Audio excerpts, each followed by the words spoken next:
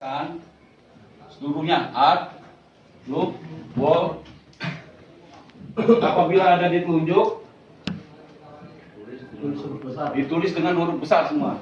Misalnya urna loop, bentuknya art, harus ditunjuk. Oke. Kecuali untuk bentuk pelukisan wall. Bentuk pukul kajian wall itu semuanya harus ditulis dengan huruf wall. Huruf besar. Tulis semua.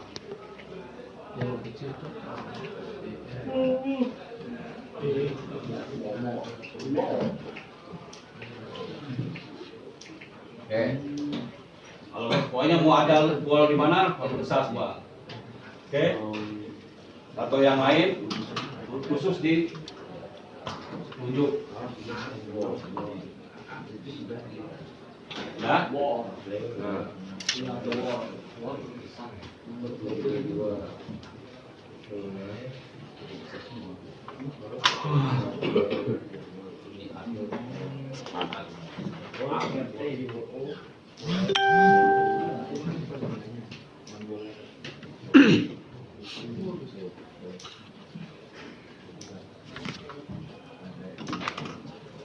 Misalnya contoh bentuk pelukisan urna loop ada di tunjuk, ditulis apa tulisnya? Urna loop. Oke. Terus ada lagi bentuk pelukisannya urna loop. Kalau urna loop itu apa? Atau urna loop, ini saya tulis urna loop kenapa? Jadi tangan kanan di atas kiri. Saya tulis lagi di sini ada urna loop. Di tengah tulisnya apa? Enggak, urna loop. Boleh di sini boleh gini, tapi boleh diganti dengan tanda untuk teman-teman yang reskrim. Tanda das. Ini menandakan tangan kanan deltanya di kiri. Gimana? Tapi kalau di sini saya bilang ada R misalnya radial. Kalau radial apa? Tangan kanan? Tangan kanan. Boleh nggak saya tulis begini? Boleh. Tidak. Karena apa di sini? Jadi kalau di sini untuk ATR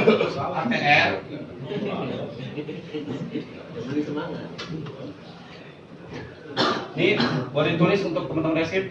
Untuk ATR bentuk pelukisan art, tetet art dan radial apabila bukan ditunjuk ditulis dengan huruf kecil. Apabila bukan ditunjuk. Ini untuk pengetahuan dulu. Ini ditunjuk huruf kecil lah. Kalau ditunjuk harus besar semua. Apapun bentuk tulisannya, art, loop, urna loop, tetet art harus besar. Kecuali ini art, tetet art, radial loop. Kecuali di sini ya. Kecuali ditunjuk harus ini dengan huruf kecil.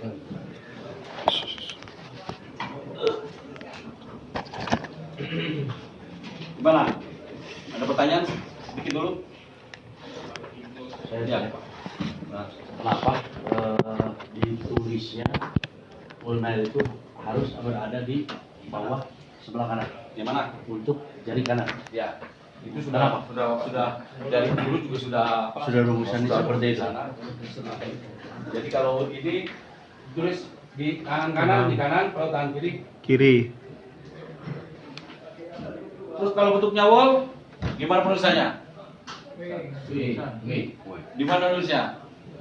Kalau di tangan kanan di kanan ditulis, kalau tangan kiri. Ya, jadi kalau bentuk penulisannya wall, semuanya ditulis huruf besar. Kalau yang kanan ditulisnya di sini, kalau yang kiri tulisnya di sini.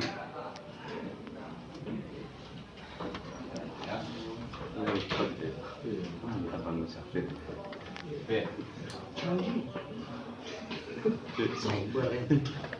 Ada sampai sini dulu, ada yang belum masih gambar, silakan. Belum rumus nih baru. Gimana Mas? Ada pertanyaan. Kalau sudah itu nanti kita baru lanjut ke rumus.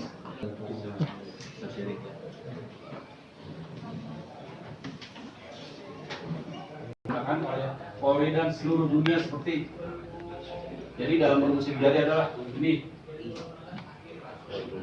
fokus poin atau titik fokus delta. Siapa yang tadi yang nanya delta? Mas ya. Atau titik fokus gua. Delta adalah titik atau suatu titik pada garis yang berada di depan pusat lukisan garis plan atau garis pokok lukisan. Contoh, titik plannya ini, pokok lukisannya paling dalam. Ini delta. Pokoknya delta itu adanya begitu garisnya dalam lukisan ada di depan sini. Makan 3. Ya, 3. Hitungan. Ini delta. Ini tipe lain. Tipe lain adalah garis pokok lukisan yang terdalam nih, garis pokok lukisannya. Nggak ada dulu, nggak ada lagi dulu. Kalau ini tipe lainnya yang mana? Yang ini? Apa yang ini? Apa yang ini? Ini ya. Ini delta. Nah ini juga delta. Tipe lain ini. Gimana? Delta? Ada, ya. Kor, cara kuncinya ini kalau mau merumus dia, ini ada catatan. B, kor atau titik dalam. Kor adalah suatu titik tengah yang terdapat atau terletak pada garis jari lurus yang terdalam dan jauh dari datar. Ini contohnya kor. Ini apa nih tadi nih? Delta. Ini kor. Ada yang tahu berapa hitungan garis nih? 4. 5. 4. 2, 3, 4. Oh jauh kami di belakang. Lihat ya. Fokus. Gak apa. Jadi kalau garisnya 1, ini kornya ada di sini. Kalau garisnya seperti ini, yang gambar kedua, ini kornya ada di 7.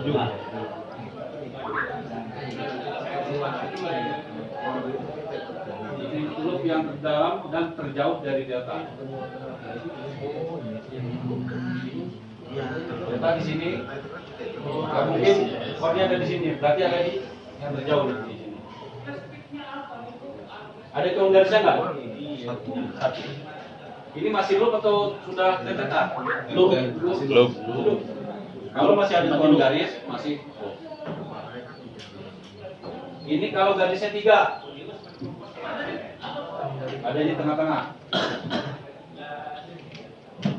Kalau garisnya 4,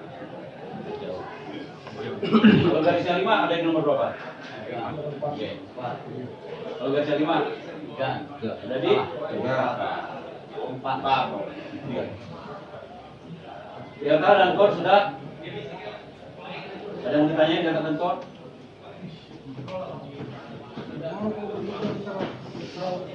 Kenapa di 3 Pak? Mana? Di tengah. Iya, ini. Jadi apa? Kalau ini sudah panjang, ini sudah ketentuan seperti dari senior dulu, dari master mbah. Saya sudah sempat menanyakan kenapa ini harus di sini, cuma dia bilang itu. Jadi sudah. Karena tadi Bapak bilang kita ambil yang terjauh dari delta. Tapi itu kan masih ada lagi garis. Ya.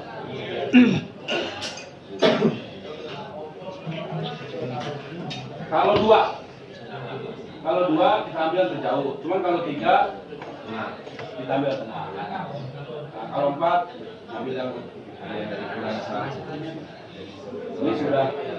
Mungkin ada teman-teman yang gimana Mas? Mungkin sesuai dengan pengertiannya, core itu adalah suatu titik tengah. Jadi kalau paling jauh, misalnya di 4 itu di apa, dia sudah tidak di tengah lagi dia, Bang.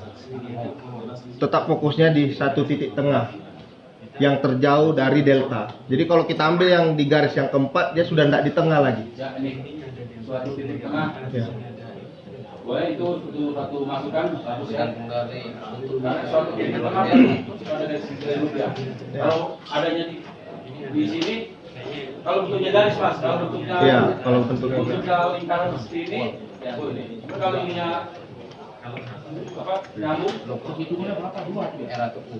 gimana? tiga garis. Ada yang Berarti perbedaannya antara garis sama yang masih lingkar itu, Pak. Ya. Kalau yang lingkar itu ambil nanti. pasti yang terjauh. Kalau belum ditutup Karena ya kadang ada mesin ada ini ya.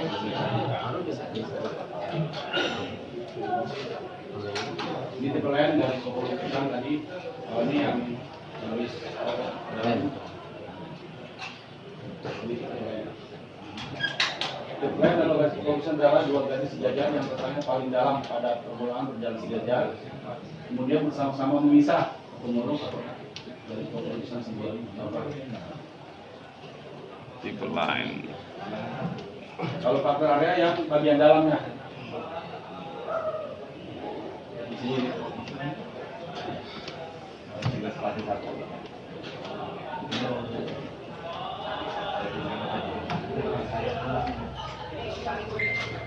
Ini istilah-istilah aja. Dalam nomor 4 interloop loop. Interloop loop adalah 2 buah loop atau 2 garis yang terdalam yang saling memasuki atau mengosong satu sama lain. Contoh.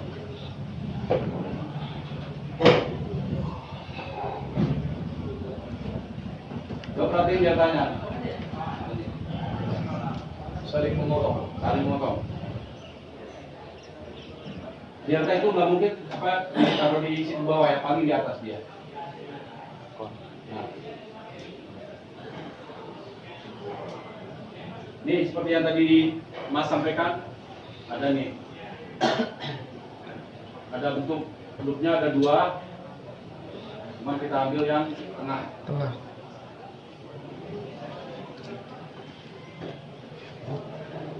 Oke. Ya, jadi kalau saling memasuki cuma adanya di pas di atas, boleh kita ambil sebagai core.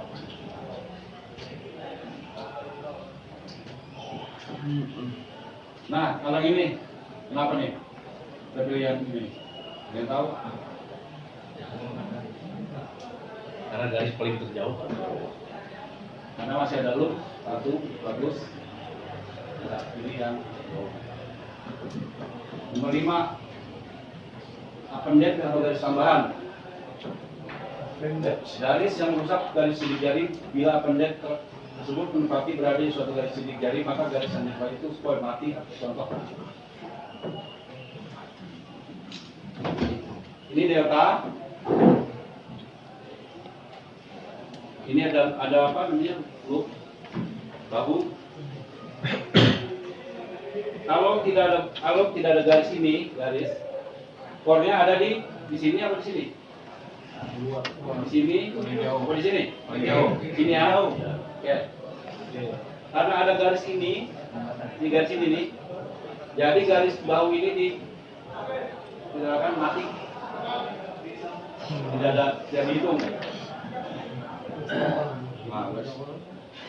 Mati kena pendek. Tapi di sini masih ada nih yang garis yang bagus di luar nih.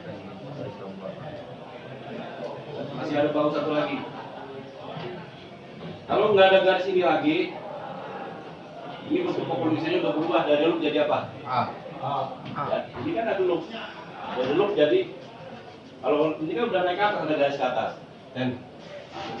Jadi kalau nggak ada ini nih, cuma ada ini aja, ini garis appendage.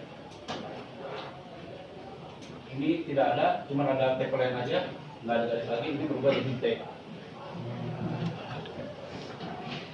Berhubung ada garis bawah lagi, bolehlah delta ekor kita tempatkan di atas.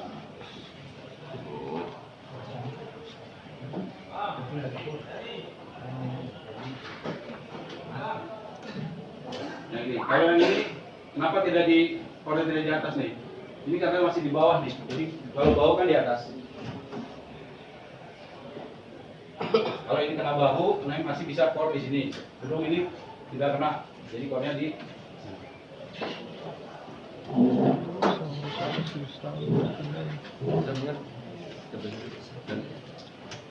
Oke, kan ini ketentuan bagi delta. Yang dipilih sebagai delta adalah garis membelah yang terbuka ke arah core.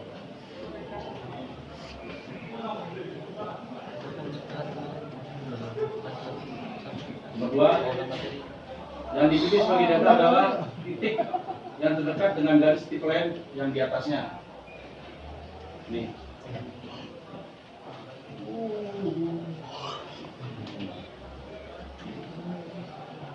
Poin 3, bila terdapat 2 atau lebih tipe delta, maka yang dipilih sebagai delta adalah yang terdekat ke arah core. Garis membelah kita pilih ini. Ini contoh-contoh deltanya nanti bisa dilihat.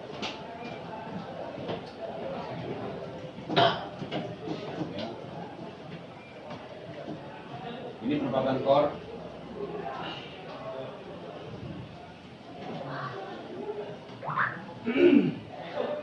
Core ya, suatu titik tengah sidik jari pada bawah garis loop melengkung ke dalamnya menjauh di atas. Jadi kalau masih ada sini ada garis, di sini kita ambil yang keluar.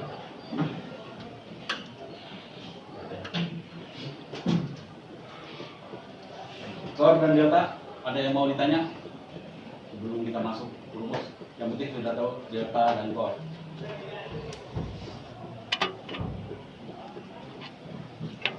Lanjut.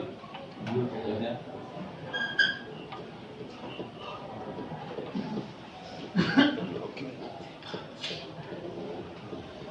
Penempatan core pada interlocking loop. Jadi kalau ada masukin, lihat di sini.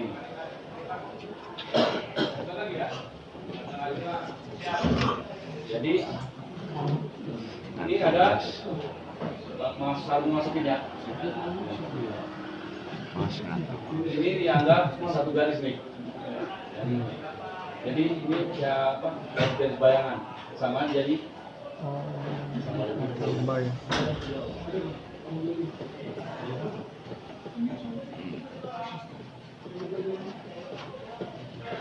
Appendage.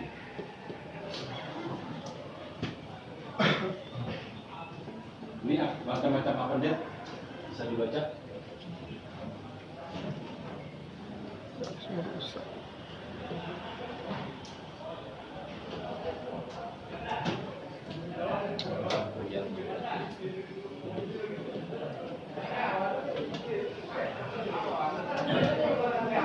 Ada bertanya apa dia?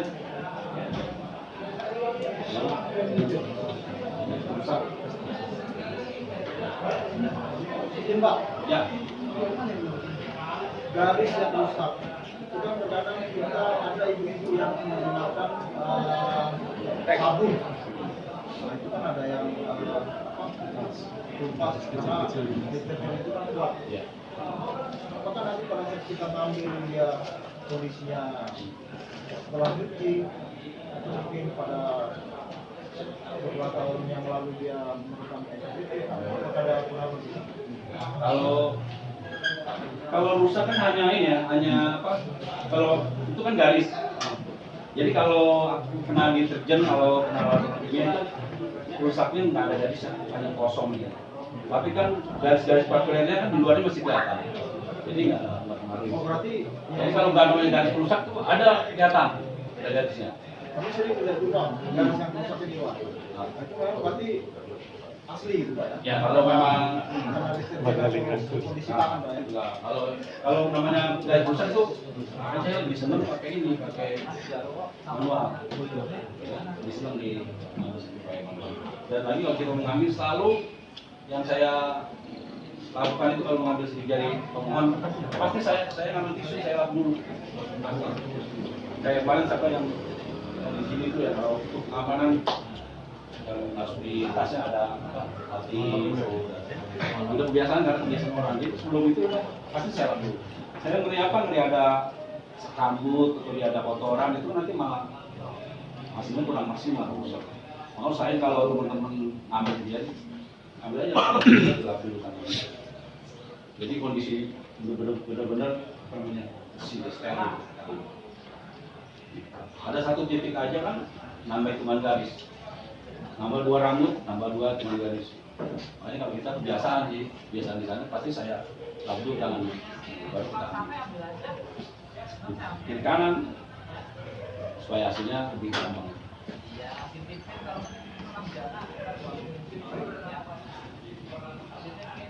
Pendek.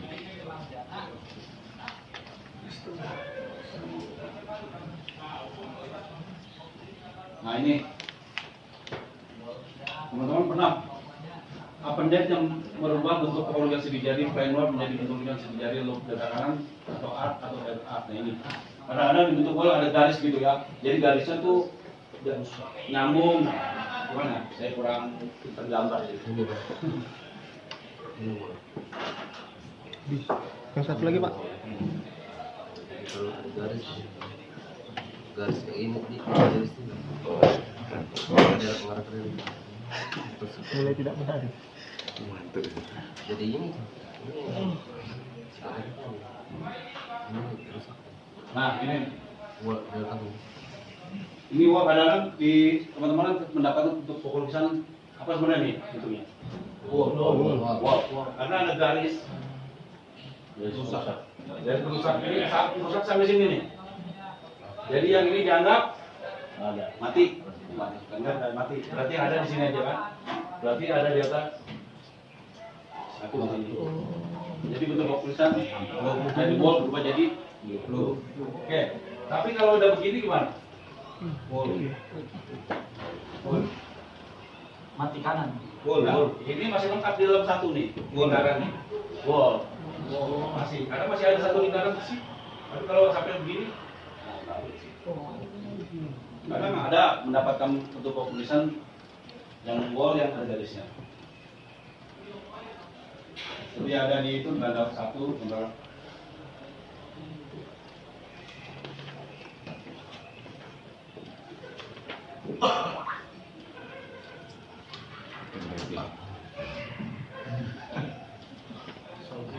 nah,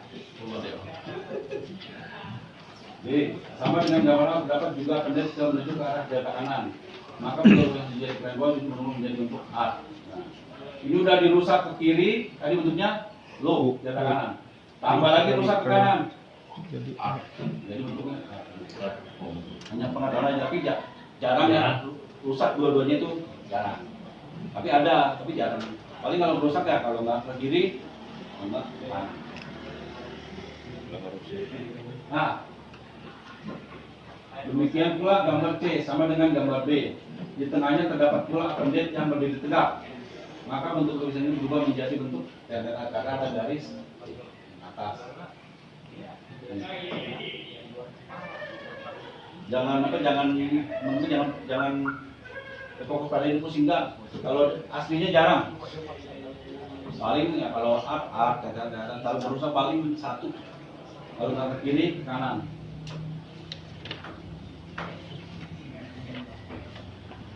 Selanjutnya appendage yang tidak berubah bentuk pokok lukisan sidik jari. Gambar lukisan sidik jari ini plain wall. Terdapat appendage yang tidak menuju ke arah di depannya di salah kiri atau ke kanan. Ini appendage garis mati. Cuman masih ada satu dalamnya. Ini data, jadi tidak berubah dari data wall. Nah ini ini dengan sering dapat kritikan? Iya. Gimana? Tuh.